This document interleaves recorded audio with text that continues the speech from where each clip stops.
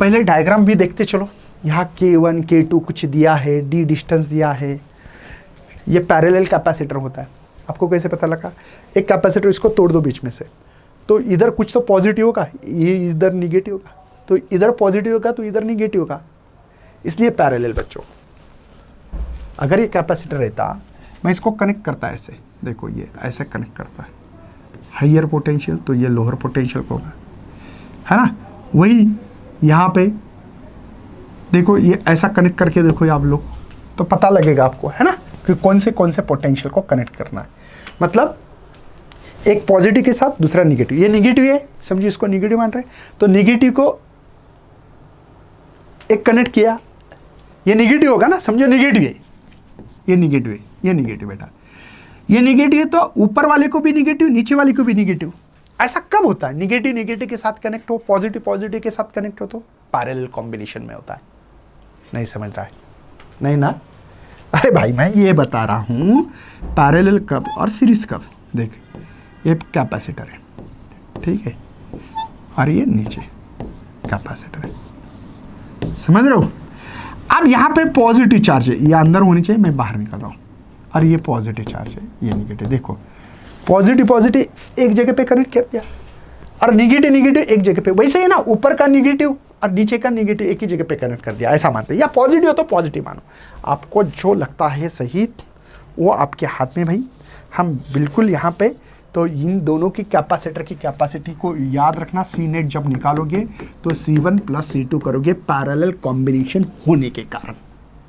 ये एक जो लगाई लाइन, एक तो निगेटिव तो ऊपर वाले को भी कनेक्ट की, नीचे वाले को वही कनेक्ट कर दी, तो निगेटिव निगेटिव ही कनेक्ट किया। चलो sir, air capacitor capacity 1 microfarad है। जो कैपेसिटी एयर की होती है उसका फार्मूला A/0/D, और इसकी कैपेसिटर की कैपेसिटी 1 माइक्रोफैराड है। Now the space between two plate capacitor fill with the two dielectrical show in the figure. Okay, capacitors of capacitor, D distance between the two plate है, K1 K2 the dielectrical constant, first dielectrical and second dielectrical respectively। चलिए कोई problem नहीं है। मुझे लगता है C1, एक को C1 बोलो, दूसरे को C2 बोलो, जिसको बोलना है बोलो, कोई टेंशन नहीं है, आपको जो सही लगे। लेकिन इसका एरिया मैंने आधा कर दिया, आधा ऊपर आधा नीचे, तो एरिया आधा हो चुका है, ये पता होना चाहिए। अगर मैं कर रहा हूँ A/0D डिवाइडेड, नहीं D नहीं, के रे बाबा के, क्या हो रहा है सर मुझे, सर आपको सर के डिवाइडेड बाय डी, लेकिन ये एरिया हाफ है बच्चों, तो यहाँ पे हाफ लिख रहा हूँ। समझ में आ रहा है आपको? इसको हाफ लिखता हूँ थोड़ा सा ऐसा करके, देखो ये A/2 क्यों लिखा, शायद समझा होगा आपको। ठीक है भाई, तो सर C1 ध्यान से देखना, मैं क्या कर रहा हूँ यहाँ पे, और K की वैल्यू पहले की जो है 4 मानता हूँ, K1 को 4 मान रहा हूँ, C1 है तो सर यहाँ पे A/2 ये 4/0/D ऐसा लिखूंगा, तो C ये 2 जा सर 4, तो ये 2 आएगा, और ब्रैकेट में देखो A/0/D। कोई शक है तो बता सकते हैं बच्चों, मुझे उम्मीद कर रहा हूँ सबको समझ। ये A/D की वैल्यू 1 है, तो 1 रखने की जरूरत ही नहीं होगी। 2 माइक्रोफैराड है, मतलब पहला जो कैपेसिटर है ऊपर वाला, उसकी कैपेसिटर की कैपेसिटी है 2 माइक्रोफैराड है। अच्छा, आगे सर आप C2, नीचे वाले को C2 बोलेंगे। इसका दोबारा फार्मूला A/2, समझिए A/2 क्यों? क्योंकि पूरा कैपेसिटर था, बीच में से मैंने तोड़ दिया भाई, आधा हो गया A/2, है ना।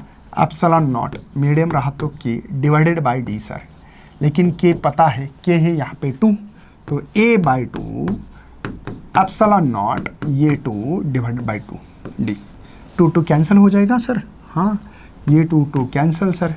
सर ऐसा लग रहा है कि C1 is equal to air की कैपेसिटी, मतलब A/D ये एयर में जो था वही है, ऐसा वही फार्मूला लग रहा है। मतलब इसकी एयर में कितना है सर, 1 माइक्रोफैराड है। अब मुझे दोनों कैपेसिटर नेट निकालना है, तो वो पैरेलल है और पैरेलल में ऐड किए जाते हैं बच्चों। तो C1 है मेरे पास सर 2 निकला था, देखो नीचे, और ये 1, तो C नेट इस कैपेसिटर की कैपेसिटी 3 माइक्रोफैराड है, 3 माइक्रोफैराड है। समझ में आ रहा है बच्चों?